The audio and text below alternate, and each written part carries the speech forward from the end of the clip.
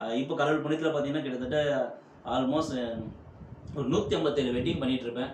So நம்ம சென்னையில வச்சுட்டு இருந்த ஆஃபீஸு, இன்னைக்கு அத தாண்டி நம்மளோட உழைப்புல இன்னைக்கு பெங்களூர்லயே வந்துட்டு ஒரமாவ் பிளஸ் வந்துட்டு பன்சங்கரி அங்கெல்லாம் நம்ம இப்போ ஆஃபீஸ் வச்சுட்டு இருக்கோம். ஸோ கடவுள் புண்ணியத்துல ஈவென்ட்ஸ் எல்லாமே நல்லபடியா போயிட்டு இருக்கு. ஸோ அதே நேரத்தில வந்துட்டு இப்போ கொஞ்சம் சில பிசினஸும் இன்னும் ஆட் பண்ணியிருக்கேன். பத்திரிக்கை துறையில வந்துட்டு சட்டத்தராசுன்னு ஒரு புக் வச்சு நம்ம நடத்திட்டு இருக்கோம். ஸோ அதேமாரி வந்துட்டு ஆர்பிகே என்டர்பிரைசஸ் கம்பெனில வந்துட்டு இந்த இந்த எஃப்&பி ப்ராடக்ட்ஸு ஸோ அதெல்லாம் கொஞ்சம் எடுத்து பண்ணிட்டு இருக்கோம்.